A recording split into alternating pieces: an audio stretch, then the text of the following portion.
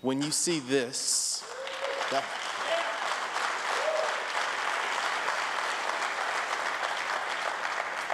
when you see this, what picture comes to your mind? I mean, it's a global phenomena. It's an image. It's two lines that intersect. It's the picture of a cross. It's something that everyone in the world seems to recognize.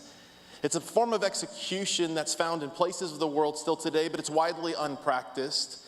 It is the cross. Not a cross, it's the cross. A few weeks ago, I had the opportunity to go through a church building, and the church building was built to be a Baptist church. And when I went in, there was pictures of this cross everywhere, and it looked kind of like this. But the weird thing about the cross in this church was it was a Baptist church. And even though it was a Baptist church, it was bought by a Catholic church. And Catholics see the cross a little differently than Baptists tend to see the cross. And so I walk around one corner and I see an empty cross like this, and then I turn another corner and there's a crucifix, a picture of Jesus still on the cross. So which is it? Like when you think of the cross, what do you think of? All throughout history, the cross has stood as the symbol, this call to something different, something better, that life can somehow be different than it is right now. Life can be different and change because of what happened a couple thousand years ago on a hill, on a couple pieces of wood, out in the outskirts of Jerusalem, when the Savior of the world was nailed to a cross for your sin and for my shame. If we look through history, it's fascinating to see the cross through history. If you go back just a few years to September 11th, if you can remember this, after all the wreckage, there was this cross that stood. It's known as Ground Zero Cross. And it's interesting because people immortalized this. They thought, wow, God showed up. And even in the darkest of hours, God is here with us. This week in the news, it was fascinating. In Paris, a tragic fire hit Notre Dame, this beautiful cathedral. And it torched a lot of the building, and thankfully they were able to save a lot of it. But all throughout this week, people have been posting this picture of the cross that still stood. For some reason, in the midst of an inferno, this cross still stood. Now, what's interesting is if you go all the way back to when Jesus died on a cross, what's fascinating is no one would ever celebrate a cross. The cross was humiliating. The cross was excruciating. The cross was the way that Rome showed how strong and powerful they were. You see, Rome figured out the longest way to extend a person's death sentence, that they would torture you. You wouldn't even die of pain. You would eventually die of asphyxiation, unable to be able to breathe from the weight of your body pulling on the nails that held you to the wood. The first century people that followed Jesus after Jesus died, and even after he rose again, they would want nothing to do with this symbol because of everything that it represented. It wasn't until the year 337 that Constantine, he stopped execution as a form of Roman punishment, which then made this symbol able to be used around the world as a point of remembrance. As a point where we can look back in history and say that cross served as a dividing line throughout all of history. The cross still stands. Now, what's interesting about the cross is when we talk about the cross, we use the article the. But if I were to talk about any execution style and I were to say the in front of it, we would have no idea what we're talking about, right?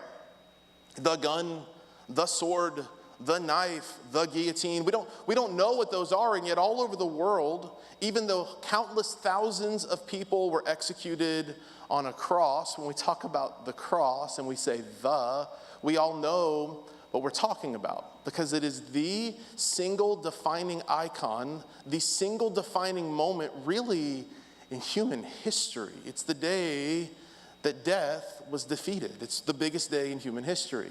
Now, some years ago, I was at a funeral, and it was interesting in this funeral because the funeral was for someone who was loved. I mean, people gathered, they packed the auditorium, people were standing across the back, and the minister did a fantastic job as he was talking through the life of this man.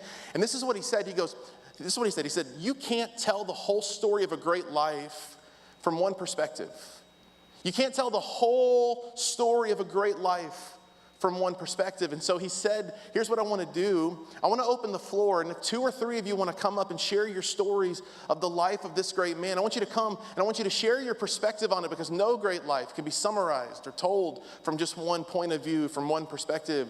And so 1 or 2 people came up, and then 3 or 4 people came up, and 5 or 6 people came up, and pretty soon it felt like everybody had something to say because they all experienced it. They all had experienced him. They all had a different point of view and perspective on his life, and they wanted to tell what he meant to them. In the same way, I believe the death of Jesus on the cross is the kind of story that we can't tell from just one perspective. We just can't. Now, the fascinating thing to me is people die all the time. In fact, 2 people die in our world every second. It's 105 people every minute, according to last year. 56 million people die on average a year, and they die all kinds of fascinating ways. 154 people died last year in selfie-related accidents. Like, it's crazy. We need help, right? It's a big deal. And we die all kinds of ways, and yet there was one death 2,000 years ago that forever changed humanity. It forever changed history. It was this line in the sand once and for all that divided us. Paul is writing to this church in Corinth, and he says it like this in 1 Corinthians 1. He says, "For the message of the cross, it's foolishness to those who are perishing. It means nothing to those who are apart from God." But then he says, "But," and this is so important, "to us who are being saved, it is the power of God." It is the power of God. Essentially, what Paul says is there's 2 different worlds that have happened now because of what Jesus did for humanity on the cross. There are those who want nothing to do with the cross and the salvation that Jesus offers through his death on the cross. And there are others of us who are being saved and have been saved as a result of it. And for those of us who have been saved, it is literally the power of God, and it changes everything. Now, you need to understand about this day that this day to some made it feel like Rome had won. This day in history that we immortalize and we remember all these years later, it felt to those who were around that Jesus could not possibly be who he claimed to be. It felt to them that Jesus had given up. Like he had all these great stories, and yes, he had some supernatural power, and he did some miracles, and he talked about God in unique ways. But the truth is, Rome had won, because you can't kill God. But what they didn't understand is they didn't kill Jesus.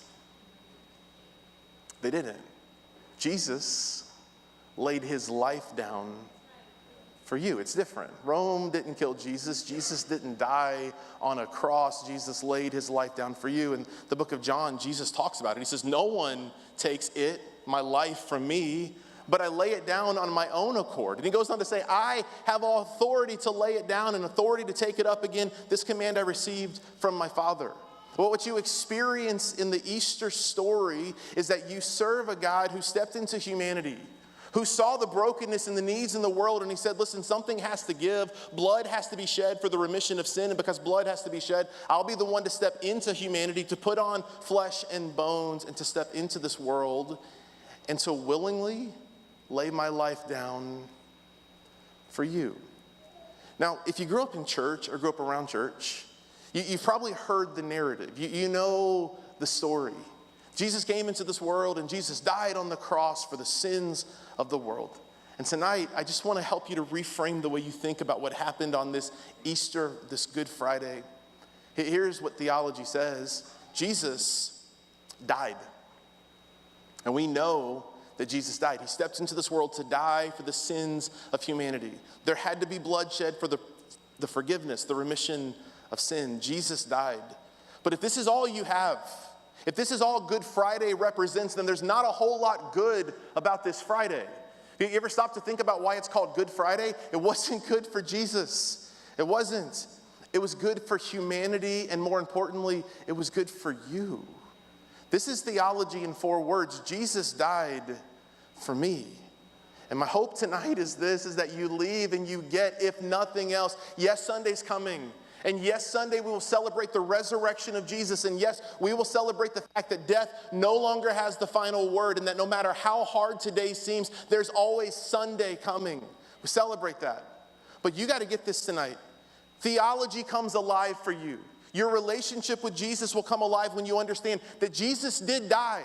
Good Friday was good for you, and the reason that it matters is because Jesus died for me. So in that moment in history, when time stood still, when everyone looked away, when those who were closest to him and had his back days before ran and hid in shame, when it felt like the earth was at its darkest hour, what you discover when you come to the cross is this, is that no matter how broken you feel, what the cross represents is that you have a restorer. It's a line in the sand. What you understand about the cross is that if you come to the cross and you're sick, what you experience is through the cross, you receive a healer. It's a big deal. Well, what you understand is for those of you who have felt rejected by the world, what you have is a welcomer, someone who loves you and would do anything for you. What you experience at the cross is no matter how much sin and shame you have, what you have is a Savior. What you experience at the cross is no matter how hopeless today feels, no matter how dark and desolate today feels, you can experience hope. No matter how unforgivable you feel, there is always forgiveness available to you because of what happened on a cross, on a hill that the God who died on created with his words. So tonight, in a moment, we're going to take communion together. And in the same way that you can't celebrate and remember the life of a person from just one perspective, what communion does is it reminds us that we all come to the table having experienced the miracle of the cross from a different perspective. Tonight, we're going to come to the table and we're going to remind ourselves that Jesus died for me. And in his death, I received forgiveness. And in his death, I had wandered so far away, but he found me. In his death, by his stripes, I am healed. And when we come to the table, we want to remind our souls of what this means. So Jesus, before he died, just days and hours before, he gathered with his guys, his disciples.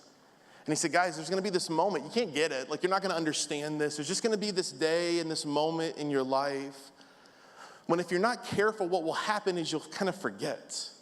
You'll get so far removed from the great sacrifice that I'm going to make for you that you'll just forget. So every once in a while, what I want you to do is I want you to come together and I want you to remember. I want you to come together and I want you to pause and I want you to get intentional and I want you to remember. Luke 22, Jesus said it like this. He says, do this, and he's talking about communion in remembrance of me. So here's what we're going to do in a moment. We're going to come to the table of the Lord, and we've got bread and we've got juice, and they represent something. Jesus says here in Luke 22, he says, when you get together, when you stop and remember, take the bread. It represents my body that will be broken for you.